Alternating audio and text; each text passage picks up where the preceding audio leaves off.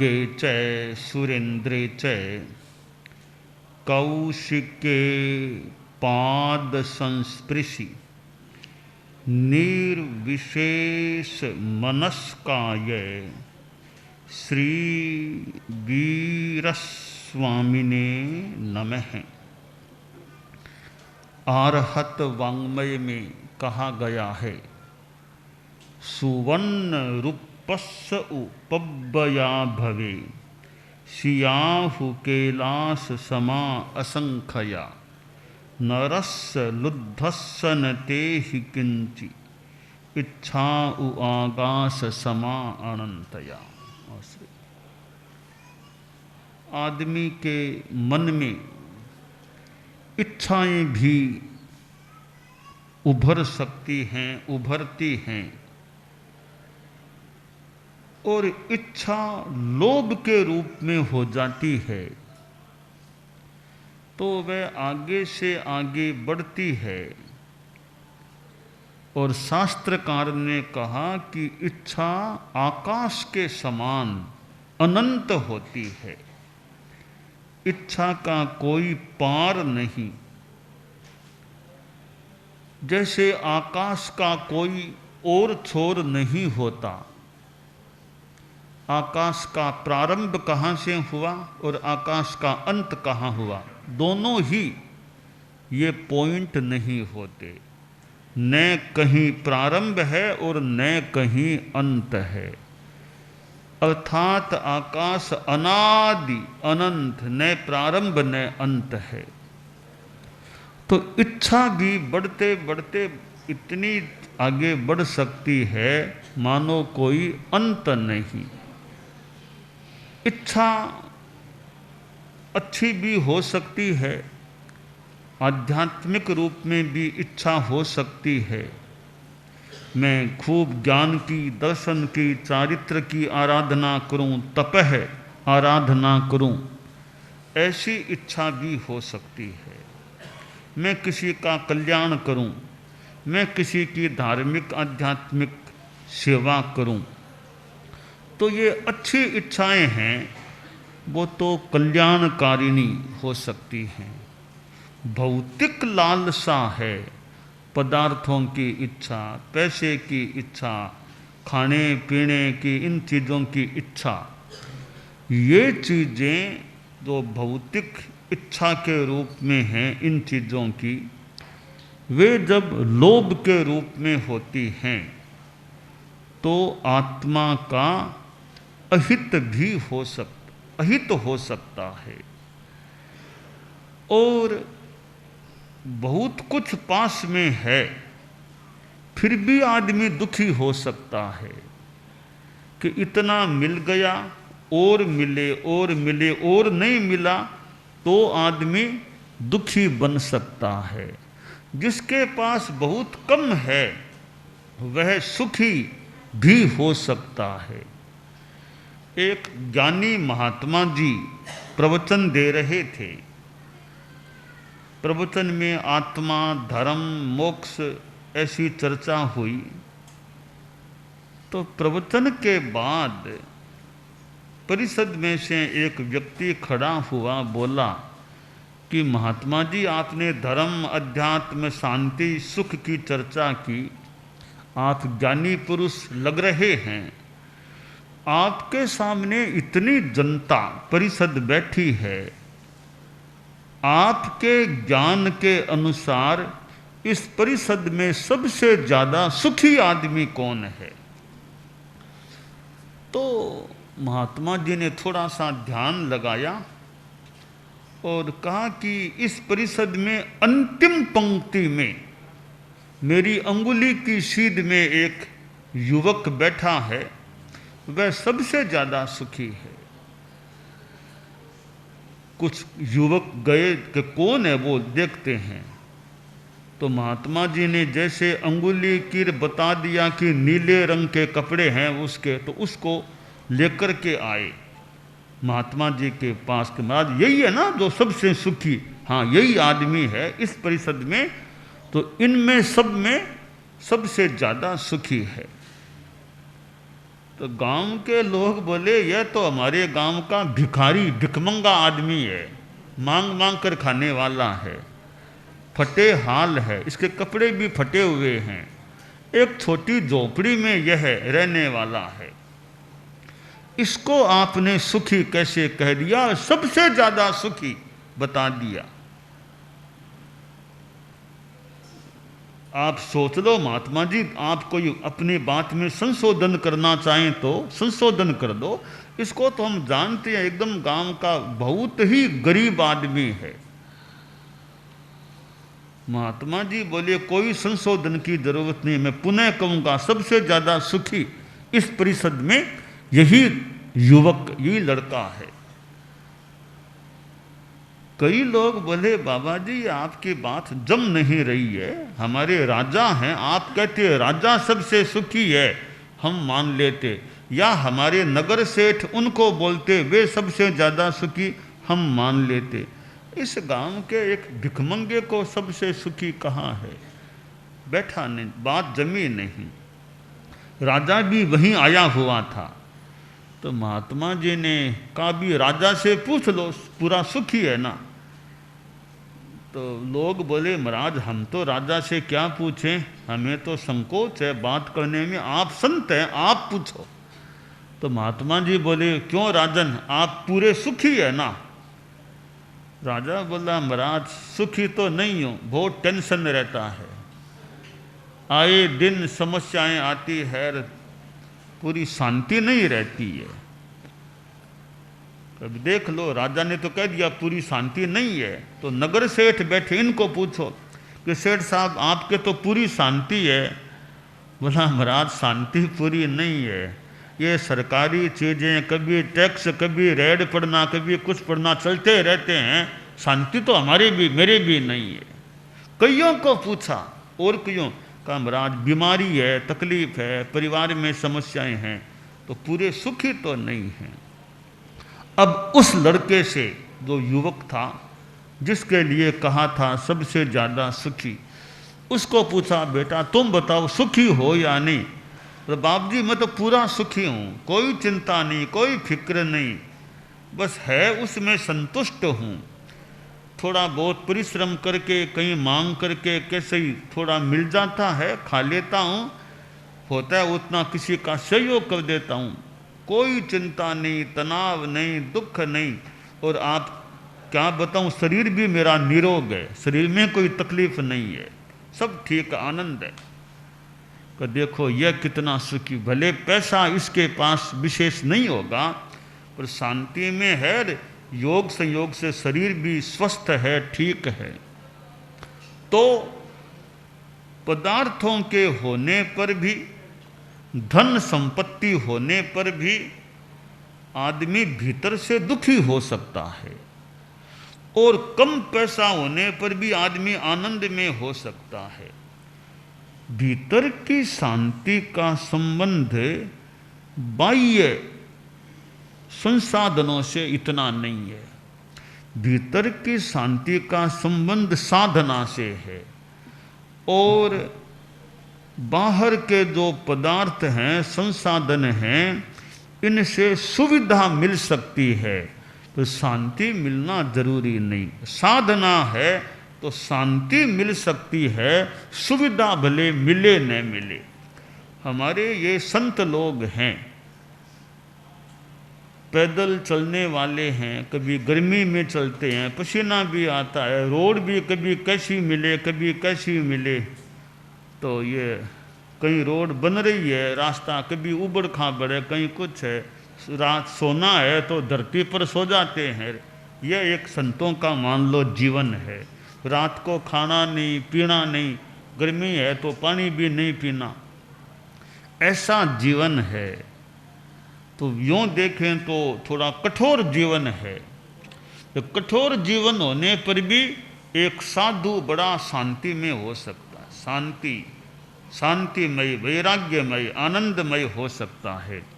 जो आनंद गृहस्थ को शांति के रूप में नहीं मिलता, वो शांति और आनंद साधु को प्राप्त हो सकता, क्योंकि त्याग है, संयम है, त्याग और संयम जहाँ है, वहाँ जो आनंद प्रस्फुटित हो सकता है, वह आनंद भौतिकता की दुनिया में जो रचा पचा है, आसक्ति में है, उसको न भी मिले।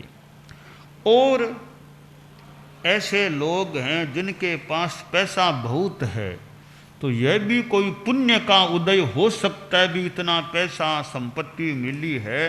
तो प्रश्न है, आदमी पैसे का उपयोग क्या करता है? पैसा मिल गया, अब पैसे का करता क्या है? अगर पैसे का दुरुपयोग करे, खूब ऐश आराम भोग विलास व्यसन चीज़ें इनमें पैसा बहा दे, तो वो तो पैसे का थोड़ा दुरुपयोग हो सकता है। तो पैसा मिला है, संपत्ति मिली है, अब उसका भी दुरुपयोग आदमी न करे, पैसे का घमंड भी न करे, और पैसे से ज़्यादा आसक्ति मोह भी न रखे। तो पैसा होने पर भी शांति भी मिल सकती है, पैसा भी मिला या शांति भी मिल सकती है, क्योंकि उसमें अनासक्ति है, उसमें संयम है कि इतना पैसा घर में है, बढ़िया बढ़िया चीज़ें हैं, परंतु व्यक्तिगत जीवन में संयम है कि इतनी संपत्ति, व्यक्तिगत जीवन में खान पान रहन सहन में सादगी है, सिंपलिसिटी है। तो यह संयम कि पास में पदार्थ हैं, पैसा हैं, तो भी अपने व्यक्तिगत जीवन में तो संयम है कि पैसा मिला है तो कोई मेरे भोगने के लिए सारा नहीं है, मैं अपना संयम रखूं। तो यह साधना है, अध्यात्म है, अनासक्ति है। तो वो एक शांति का आधार है, चेतना की निर्मलता का भी एक वो तत्व है। इसलिए शास्त्रकार ने कहा है, इच्छा तो आकाश के समान अनंत है। तो संतोष जितना जीवन में है, संतोष है, वहाँ परम सुख हो सकता है कि संतोषम यान्ति पंडितः असंतोषस्य नास्त्यन्तः संतोषः परमम सुखम। कि पंडित ज्ञानी लोग संतोष को धारण करते हैं। असंतोष परा मूढ़ः संतोषम यान्ति पंडितः असंतोषस्य नास्त्यन्तः संतोषः परमम सुखम। कि मूढ़ लोग हैं, मोहग्रस्त लोग हैं, वे असंतोष में परायण होते हैं, असंतोष रखने वाले होते हैं। पंडित लोग शांति को धारण करने वाले होते हैं। असंतोष का अंत नहीं है, संतोष है, उससे परम सुख मिलता है। तो आदमी संतोषी है, फिर वो धनवान है चाहे कम धनवान, संतोष है, अनासक्ति है, वह आदमी सुखी हो सकता है, शांति में रह सकता है। जैन शासन, जैन धर्म, जहाँ अहिंसा की बात है, अपरिग्रह की भी बात है, गृहस्थों के लिए इच्छा परिमाण की बात है, समता की बात है, संयम की बात है, तप की बात है, तो कितने एक सुंदर शब्द हैं, समता, संयम, तप, अहिंसा, इच्छा परिमाण, अनासक्ति। तो ये तत्व साधु के तो जीवन में खैर साधना होनी ही चाहिए, गृहस्थों के जीवन में भी साधना एक सीमा तक जितनी हो सके वह साधना चले, और अच्छे संस्कार, छोटे छोटे बच्चों में भी अच्छे संस्कार आएं। ये ज्ञानशाला के जो बच्चे, उनमें ज्ञान भी धार्मिक हो, साथ में अच्छे संस्कार आ जाएं कि नशा नहीं करना, अपना विनय भाव भी हो, निर्भीकता भी हो, और दूसरों पर ज़्यादा आलम्बन नहीं कि दूसरे काम करते रहे भी, दूसरे काम क्यों करते रहें, खुद के पास 2 हाथ 2 पाँव है, ये 2 हाथ 2 पाँव हमारे स्वस्थ हैं, तो फिर यथा औचित्य खुद का काम हम खुद करें, क्या दिक्कत है कि दूसरे मेरा काम करें, दूसरे, यह मन में दूसरों से काम कराने की वृत्ति वो ज़्यादा नहीं रहनी चाहिए कि अपना खुद का काम मैं खुद कर सकता हूँ, तो दूसरों पर मैं अनावश्यक अवलंबित क्यों रहूं। तो ज्ञानशाला है, पाठशाला, इनके माध्यम से बच्चों को अच्छे संस्कार मिलते रहें, बच्चों में अच्छा ज्ञान बढ़ता रहे। तो हमारे तीर्थंकर परम पूजनीय 24 तीर्थंकर वर्तमान अवसर पीढ़ी में यहाँ हुए हैं। भरत क्षेत्र में भगवान महावीर अंतिम तीर्थंकर हुए हैं, और भगवान महावीर से जुड़ा हुआ यह जैन शासन है, जैन धर्म है, इसमें साधु भी हैं और कितने श्रावक गृहस्थ लोग हैं जो अपने ढंग से साधना आराधना करने वाले भी मिल सकते हैं, और जो सेवा करते हैं अपने ढंग से विभिन्न क्षेत्रों में अपनी सेवाएं भी देते हैं। मन में अनुकंपा दया की भावना है, लोकोत्तर अनुकंपा, आध्यात्मिक अनुकंपा, जो एक आत्मा को उन्नयन की ओर ले जाने वाली, भी किसी का कल्याण हो, किसी को पाप से बचाएं, दुर्व्यसनों से बचाएं, अच्छे रास्ते पर लगाएं, इस प्रकार की अनुकंपा है। वह एक आध्यात्मिक है, लोकोत्तर अनुकंपा है। और लौकिक अनुकंपा भी संसार में चलती है, तो लोकोत्तर अनुकंपा जहाँ आत्मा के हित की बात है, वो लोकोत्तर अनुकंपा जो शरीर के हित की बात या भौतिकता से जुड़ी हुई है, वह लौकिक अनुकंपा हो जाती है। और लौकिक अनुकंपा में गरीबों की सेवा, दुखियों की सेवा, कोई निराश्रय को मकान दिला देना, शिक्षा की व्यवस्था करना, चिकित्सा की व्यवस्था करना, भी लोगों को सुख सुविधा मिले, बीमारियों से निजात मिले, छुटकारा मिले। ये आयुर्वेद चिकित्सा, एलोपैथिक, होम्योपैथी और अल्टरनेटिव कई चिकित्सा के क्रम, नेचुरोपैथी आदि आदि भी दूसरों को दुख से छुटकारा मिले, चिकित्सा हो जाए। ये लौकिक अनुकंपा के उपक्रम में भी दूसरों को सहायता मिले, दूसरों के दुख को दूर करें। हमारे पास पैसा है तो हमारा पैसा दूसरों के दुखों को दूर करने में काम आए, दुखियों का दुख दूर करें। यह भी दया अनुकंपा है, जिसे लौकिक अनुकंपा के रूप में जाना जा सकता है। तो हमारे भीतर ये इच्छाएं जो भौतिक हैं वो कम हो, और मन में अनासक्ति, दया, संयम, आध्यात्मिक भावना पुष्ट रहें। यह हमारे लिए कल्याण की बात हो सकती है। एकाग्रता, तन्मयता, अपने आप को मंगलमय अनुभव करते हुए नमो अरहंताणम, नमो सिद्धाणम, नमो आयरियाणम, नमो उवज्झायाणम, नमो लोए सब्बसाहूणम, एसो पंचणमुक्कारो सब्बपावपणासनो, मंगलाणं च सब्बेसिं पढ़मं हवइ मंगलम।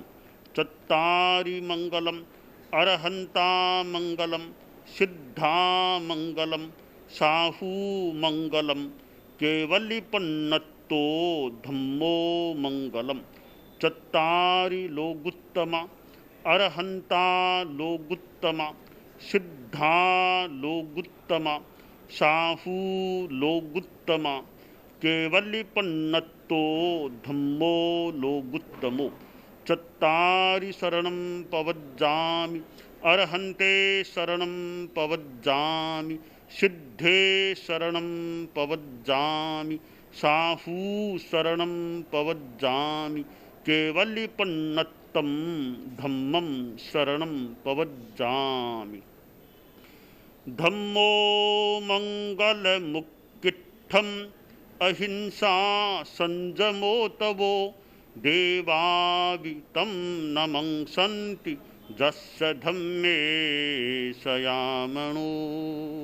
च इत्ता भारहं वासं चक्रवट्टी महिद्धिओ, सन्ति सन्ति करे लोए पत्तो गइमणुत्तरम।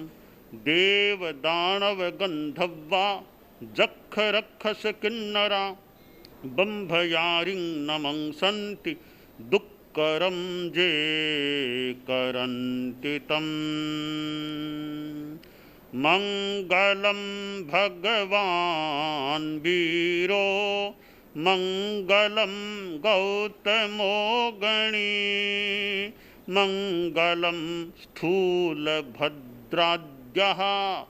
जैनधर्मोऽस्तु मंगलम्।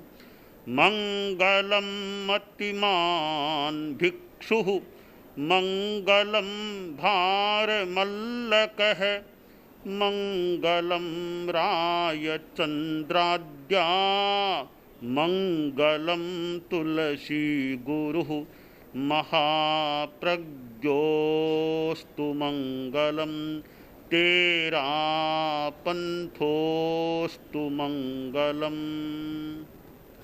विघ्नहरण मंगलकरण स्वामी भिक्षुनो नाम गुण ओळख समरण किया सर अचिंत्या काम।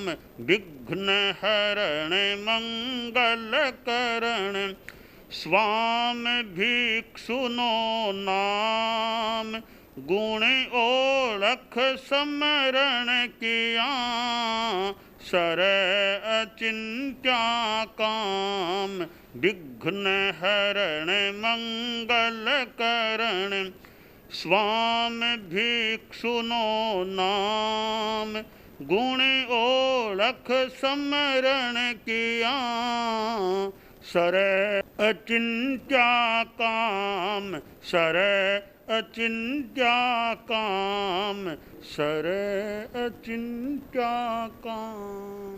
एक दिवसीय त्याग आज के लिए धारणानुसार त्याग है।